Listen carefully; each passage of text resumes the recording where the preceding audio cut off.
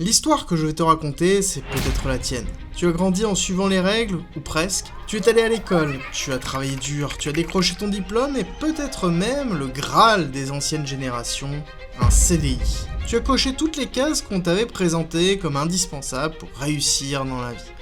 Mais voilà, personne, à aucun moment, ne t'a appris à gérer ce qui gouverne pourtant chaque aspect de ton quotidien.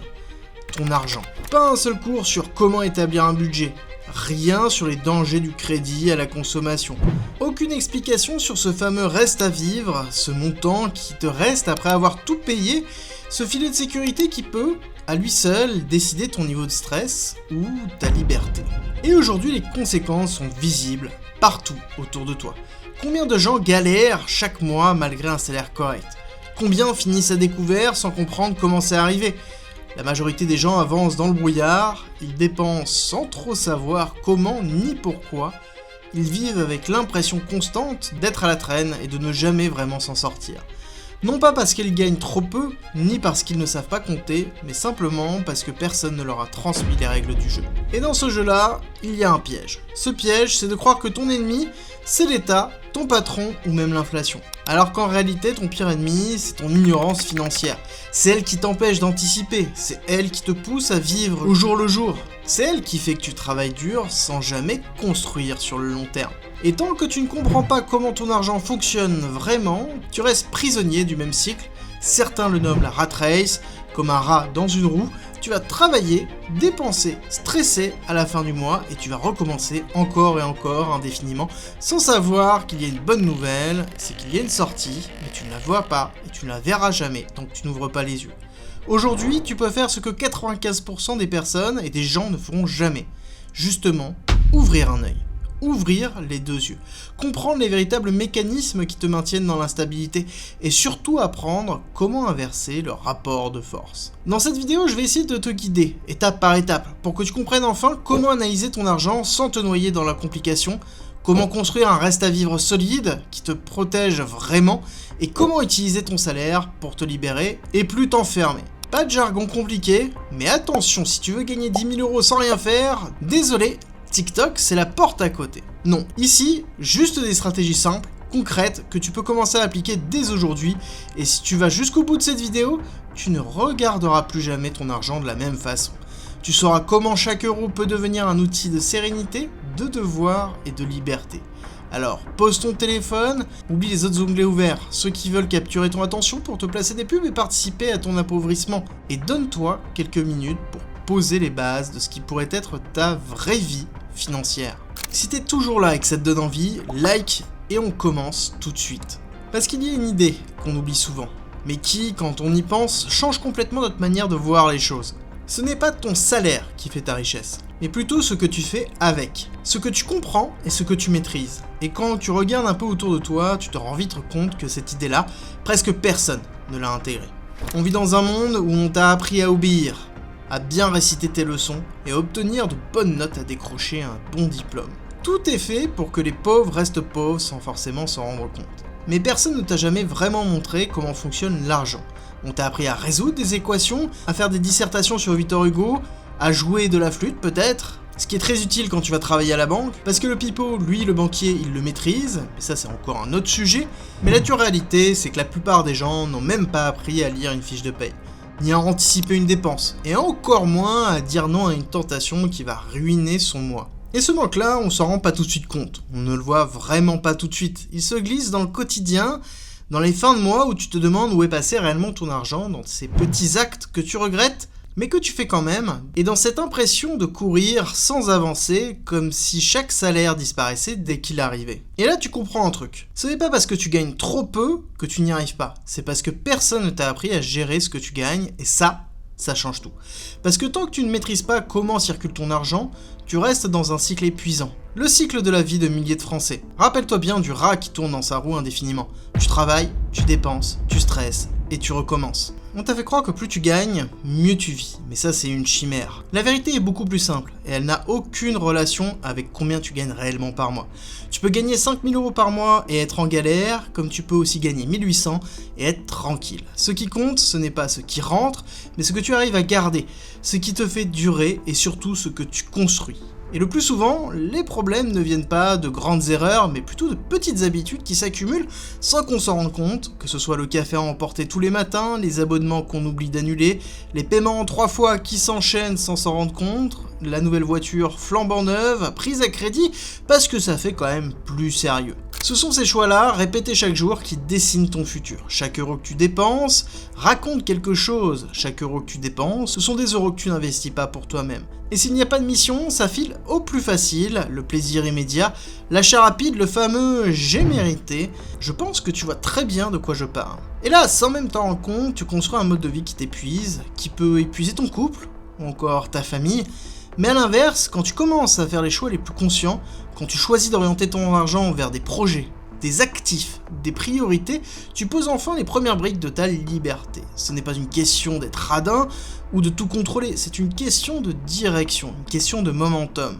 Tu peux acheter des choses ou tu peux acheter du temps, de la tranquillité, de l'indépendance. Et c'est là que tu commences à réaliser à quel point ton rapport à l'argent n'impacte pas seulement juste ton compte en banque, il impacte ta capacité à résister. Mais tu vas me dire, résister à quoi Thibaut ? Eh bien, aux imprévus, aux crises, à ces moments où tout s'écroule et où tu dois pouvoir compter sur toi. En tout cas sur tes finances. Parce que les crises, c'est pas une exception, c'est la norme. Et il y en aura d'autres, que ce soit économique, géopolitique, personnel, familial. Bref, ça fait partie de la vie, et si tu n'as pas construit un minimum de sécurité autour de toi, tu vas les subir de plein fouet. Mais ceux qui s'en sortent, ce ne sont pas les plus chanceux, ce sont ceux qui ont réussi 3 choses simples. 1. Il faut savoir où va ton argent. 2. Il faut savoir dire non à ce qui te tire vers le bas. Et 3, il faut apprendre à construire avant de chercher à se faire plaisir. Chaque euro que tu gagnes est comme une petite graine que tu plantes. Tu peux soit la consommer tout de suite, soit la planter pour qu'elle te nourrisse demain, et encore après-demain, et encore après-demain. Je pense que tu as compris. Du coup, la vraie question, c'est qu'est-ce que tu veux faire pousser ? Et je suis sûr qu'il y a des malins qui vont me répondre tout de suite, de l'herbe évidemment, parce que oui, je suis certain que ça peut rapporter, mais on va rester dans la légalité. Bon, assez parlé du problème, il est temps de parler de solutions. Je sais que tu veux savoir où commence vraiment la liberté financière. Ce n'est pas dans un compte titre ni dans l'immobilier, et pas non plus dans les revenus passifs balancés dans les pubs YouTube qu'on voit à tous les coins de rue. Non. La liberté financière commence dans un endroit bien plus simple et bien plus terre à terre, mais que presque peu de personnes regardent de près, ça s'appelle le reste à vivre. Retiens bien cette courte phrase, et tu vas me dire, mais c'est quoi exactement le reste à vivre ? Tant mieux, je vais t'expliquer tout ça. C'est ce qu'il te reste une fois que tout est payé. Loyer, impôts, abonnement, assurance, courses, essence, bref, tout. Et ce petit montant, souvent ignoré, qui dit si tu avances ou si tu survis.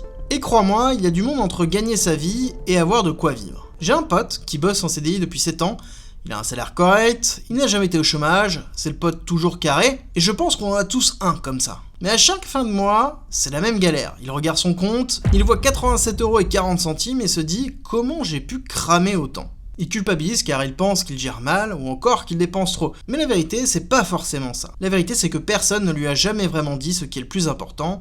Ce n'est pas combien tu gagnes, mais surtout combien il te reste à la fin. Parce qu'un reste à vivre trop faible, ce n'est pas juste inconfortable, c'est dangereux. Tu vis constamment sous pression, tu regardes tous les projets, toutes les envies, même tous les rendez-vous médicaux, et dès qu'un imprévu arrive, tu commences à paniquer. Une réparation, une facture en plus, t'as l'impression que tout s'écroule. C'est comme marcher sur un fil tendu au-dessus du vide, t'as beau avancer droit, ta marge de manœuvre est quand même très réduite. Tu peux être prof, infirmier, chef de projet, freelance ou cadre supérieur, si ton reste à vivre est fragile, ta liberté l'est tout autant. Alors, avant de penser à investir, à acheter des actions ou à créer un business en ligne, tu dois poser la fondation de tout, c'est-à-dire augmenter ton reste à vivre. Et non, ça ne veut pas dire bosser 70 heures par semaine, mais ça veut dire devenir un stratège. Écoute bien car tu as 2 leviers, et seulement 2. Le premier, c'est diminuer ta part, et ça ne veut pas dire te priver de tout. Mais par contre, ça sous-entend qu'il faut identifier ce qui siphonne ton argent sans te rendre plus heureux. Tu sais, ces dépenses invisibles que tu fais sur un coup de tête et que tu regrettes instantanément après. Les petits abonnements jamais utilisés, les services pratiques mais pas forcément indispensables, les achats même réflexes qu'on regrette 2 jours après, voire peut-être instantanément. Dès que tu commences à reprendre la main dessus, tu récupères de l'oxygène. C'est pas des centaines d'euros du jour au lendemain, je suis d'accord, mais petit à petit tu transformes une fuite permanente en un petit flot maîtrisé que tu peux réallouer. Et ce flot-là, c'est lui qui construit ta stabilité. Le deuxième levier, c'est augmenter ce qu'il te reste. Et là, je parle pas forcément d'augmenter tes revenus tout de suite. Je parle de mieux orchestrer ce que tu as déjà. Parce qu'il y a une vérité que peu de gens saisissent. Ce n'est pas le montant qui fait la différence, mais c'est ce que tu en fais. Quelqu'un qui gagne 2000 € et qui garde 500 €, ce sera toujours plus solide que quelqu'un qui gagne 4000 € et qui termine à zéro. C'est contre-intuitif parce que personne ne dit réellement combien il lui reste à la fin du mois. On a plus tendance à se vanter sur combien on gagne, mais pas forcément combien on dépense ou combien il nous reste. Et une fois que tu comprends ça, ta vision commence à changer. Tu ne regardes plus ton salaire brut comme un trophée, tu regardes ton reste net disponible comme un vrai outil de liberté. Ça change ta posture. Tu deviens proactif, tu ne subis plus tes dépenses, tu les orchestres. Et tu choisis à quoi dire oui, et surtout, tu peux enfin dire non à ce qui ne te fait pas grandir. Parce qu'un bon reste à vivre, ce n'est pas juste une ligne dans ton budget, c'est un levier psychologique, avant tout. C'est ce qui te permet de dire non à un job toxique, de refuser un projet bancal, de saisir une opportunité sans te demander si ta carte va passer. Ce n'est pas un luxe, c'est la base. Et tant que tu ne l'as pas sécurisé, tout ce que tu bâtis au-dessus repose sur du sable. Alors oublie la performance, les gros rendements, le trading à 4h du matin, et commence déjà par ça. Construis un reste à vivre solide. Tu verras, tout le reste devient déjà beaucoup plus clair et beaucoup plus simple. À ce stade, tu commences à respirer un peu, à mieux voir financièrement, ton reste à vivre s'améliore, tu reprends la main sur ce que tu dépenses, et tu vas maintenant te poser la question naturelle. Ok, c'est cool, mais je fais quoi avec ce que j'arrive à garder? Tu ne m'as pas fait faire des efforts pour rien, non? Non, certes, mais attention, c'est là que beaucoup de gens prennent le mauvais chemin. Pas par bêtise, pas par ego, mais parce qu'ils n'ont jamais compris une distinction fondamentale. Une distinction tellement simple qu'on pense la connaître naturellement, mais qu'on applique rarement. C'est la différence entre l'actif et le passif. Et non, ce n'est pas le fait de bouger ou de ne rien faire, ça c'est encore une autre discussion. Je vais te raconter une scène très banale. Un jour, un collègue débarque à la maison tout fier. Nouveau SUV avec écran tactile, le toit panoramique, la totale, et le tout financé sur 5 ans. Il te regarde, sourire aux lèvres, et il te dit la phrase magique « C'est un investissement, tu vois, ça me servira pour aller bosser. » Et toi, tu souris, tu hoches la tête. Mais au fond, tu sais très bien que ce n'est pas un investissement. Pourquoi? Parce qu'un investissement est un actif. Et un actif, c'est quelque chose qui te met de l'argent dans la poche. Et un passif, à contrario, c'est quelque chose qui t'en enlève. C'est aussi simple que ça. Un actif, c'est un bien qui travaille pour toi, que ce soit un appartement qui se met en location, des parts d'une entreprise qui te verse des dividendes, un produit, un contenu, une compétence que tu mets en ligne et qui te rapporte pendant que tu dors. Bref, un actif, c'est un ouvrier invisible qui bosse pour toi. Et ça, jour et nuit, même quand t'es en week-end et même quand t'es malade. Un passif, c'est tout l'inverse. C'est ce qui te coûte de l'argent. C'est une voiture qui perd de la valeur chaque année. Ces meubles design que tu revends 30% du prix d'achat. Ça paraît simple sur le papier, mais la réalité c'est qu'on confond souvent les deux. Par exemple, beaucoup pensent que leur maison est un actif. Mais si tu y vis et qu'elle te coûte tous les mois, c'est un passif personnel. Elle ne te génère rien. Oui, elle te sécurise, mais elle ne travaille pas pour toi. Et là, je te vois venir, tu vas me dire « Ok, mais j'ai pas les moyens d'investir dans un actif, moi. » Mais tu sais quoi? Un actif, c'est pas forcément un bien à 100 000 €. C'est peut-être un petit projet ou une micro-activité pour commencer, une compétence que tu proposes à côté de ton job, un contenu que tu publies ou un produit que tu fabriques, un investissement modeste mais régulier, comme un DCA en bourse par exemple. L'important, c'est pas la taille. Et non, c'est pas une blague. Parce que l'important, c'est l'effet cumulé. Ce que tu fais avec 50, 100, 200 € aujourd'hui, c'est ce qui peut te donner une vraie marge de manœuvre demain. C'est là qu'intervient une règle d'or, et retiens bien ça, s'endetter pour un actif c'est parfois stratégique, mais s'endetter pour un passif c'est courir à reculons. Et crois-moi, ce genre de course elle finit rarement bien. Chaque euro que tu mets dans un actif, c'est un pas vers l'indépendance. Chaque euro que tu mets dans un passif, c'est une charge à porter de plus. Alors maintenant, pose-toi une règle simple. Avant chaque dépense importante, pose-toi la question, est-ce que ça va m'enrichir ou est-ce que ça va m'alourdir?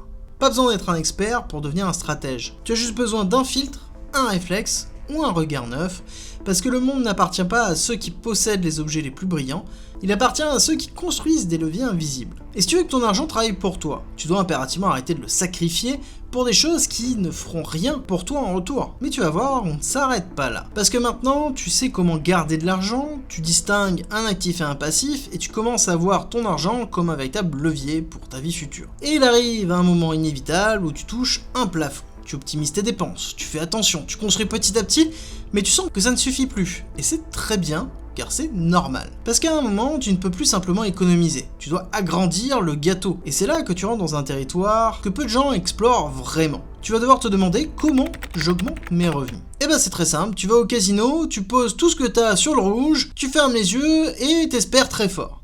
Non, bien sûr tu ne fais pas ça. Il faut surtout arrêter de rêver de gagner plus. Arrêter d'espérer que ça tombe tout seul un jour. Mais il faut provoquer une augmentation, un changement ou encore une montée en valeur.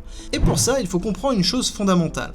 Ce n'est pas un merci pour ton cerveau qu'il te faut. Ton salaire, ou ton revenu si jamais tu es à ton compte, n'est pas une récompense morale. C'est la conséquence directe de la valeur que tu apportes. Et cette valeur dépend de 3 leviers principaux. Oui, je sais, j'adore les leviers, mais bon, voilà, ça marche bien. Donc le premier levier, c'est tes compétences spécifiques. Tu veux être mieux payé? À ce moment-là, commence par te demander qu'est-ce que je sais faire, que peu de gens savent faire, et qui résout un véritable problème. Car ça, c'est une compétence rare, et ce n'est pas forcément coder ou parler 3 langues. Ça peut être gérer une crise, rédiger clairement, négocier, vendre, organiser, analyser, créer, bref... Une multitude de choses peuvent être valorisables. Et si tu ne vois rien de spécifique aujourd'hui, pas de panique, ça se développe, ça se cultive, ça se réfléchit. Mais il faut sortir vraiment de ce mode automatique que l'on a par rapport au travail. Le deuxième levier, c'est l'impact que tu as dans ton travail. Tu peux bosser 50 heures par semaine, mais si ton travail n'a aucun impact direct mesurable, à ce moment-là, tu n'as pas de levier. Il faut qu'il ait des résultats, que ce soit sur des ventes, sur la satisfaction client, sur des gains de temps, que tu sois vu comme utile, voire même, pourquoi pas, incontournable. Plus ton action génère de la valeur, plus tu peux en demander en retour. Et là, attention, je ne dis pas qu'il faut se vendre, je dis juste qu'il faut comprendre ce que l'on apporte et être capable de le formuler correctement. Et on arrive doucement vers le troisième levier qui est ton habilité à demander. Et je pense que c'est là où on touche un point sensible. Beaucoup de gens attendent qu'on les remarque, qu'on les récompense spontanément, qu'on leur dise bravo, tu mérites une augmentation. Mais ça, c'est encore rêver, c'est être dans une illusion d'un monde parfait où tout le monde est reconnu tel quel. Mais la réalité, c'est que si tu ne demandes rien, si tu ne défends pas ta part, le système, lui, ne viendra pas te la servir. Il faut oser poser la question, mais le faire intelligemment. Et voici par exemple une structure simple, claire et efficace qui peut vous aider. J'aimerais échanger avec vous sur l'évolution de mon rôle, ou des résultats que j'ai obtenus sur nommer un projet un résultat mesurable, et de l'impact direct sur nommer la valeur créée pour l'entreprise. Je voudrais discuter de ce que vous envisagez pour la suite. Là-dedans, il n'y a pas d'agressivité, il n'y a pas de je mérite ou de j'en ai besoin, juste des faits, du calme et de la clarté. Et une notion d'avancer communément. Et je pense que tu seras surpris de voir à quel point une posture structurée peut changer la perception qu'on a de toi. Mais ça c'est bien beau. Mais si ton job actuel ne peut pas évoluer, ou encore que tu ne veux pas dépendre d'un seul revenu, alors il y a une autre solution tout aussi stratégique. C'est créer une deuxième source de revenus. Ou peut-être même plus. 2, 3, 4. Il n'y a pas de finalité réellement. Et là, pas besoin de devenir influenceur ou encore lancer une startup. Tu peux commencer petit, local et modeste. Comme par exemple freelancing sur un savoir-faire, ou encore de la création de contenu si tu as une idée ou une passion, ou des micro-prestations, une revente ou encore une compétence à monétiser, ou même des petits investissements intelligents avec de vrais objectifs. L'idée n'est pas de bosser plus, ni de t'éparpiller, l'idée c'est de bâtir plusieurs piliers. Parce qu'un seul revenu, même bon, c'est une jambe. Et marcher avec une seule jambe, c'est quand même instable. Quand tu rajoutes un second revenu, même petit, ça change quand même ta posture. Tu passes de dépendant à quelqu'un ou à une entreprise à maître du jeu. Tu n'attends plus qu'on te donne, tu crées ton propre rythme. Et peu à peu, tu deviens ce type de personne qu'on regarde différemment. Parce que tu n'es plus dans la réaction, tu es dans la construction. Et ça, c'est ce qui fait toute la différence. Je pense qu'on a quand même bien avancé. Mais ce n'est quand même pas suffisant. Quand on parle de reprendre les contrôles de ses finances, il y a un réflexe que beaucoup de gens ont instinctivement et logiquement. Ok, faut que je dépense moins. Et là, ton cerveau enclenche le mode punition. Plus de sorties, plus de resto, plus rien. Sauf que vivre frustré, ce n'est pas une solution, ce n'est pas viable.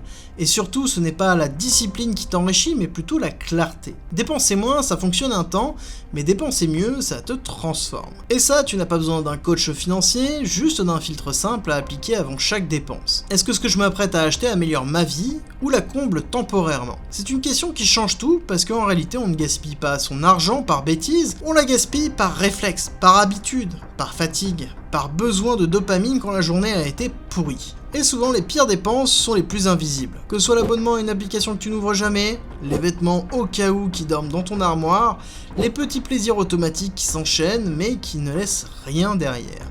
Et au bout du mois, tu ne sais même plus où c'est passé, tu vois juste le compte qui baisse et la frustration qui monte. Mais il est important de se rappeler que chaque euro a un pouvoir. Il peut t'acheter du bruit ou de la clarté. Il peut te flatter ou te faire grandir. Et là attention, je ne dis pas qu'il faut tout calculer. On reste humain et c'est normal. Mais si déjà tu reprends la main sur 20 ou 30% de tes décisions financières, ta trajectoire va commencer à changer drastiquement. Et pour ça, il existe des outils très simples, que ce soit une application ou un simple fichier Excel, ça importe assez peu. Le but, c'est juste de savoir où va votre argent, pour pas culpabiliser et pour rester lucide. Parce que quand tu vois clairement ce que tu fais, tu reprends naturellement le contrôle et à ce moment-là, tu ne dépenses plus pour combler un vide, tu dépenses pour avancer, tu t'allèges et surtout tu choisis. Et c'est là où tu peux commencer à mettre en place des stratégies d'investissement. C'est là où tu peux commencer à capitaliser sur le reste à vivre que tu as réussi à mettre de côté.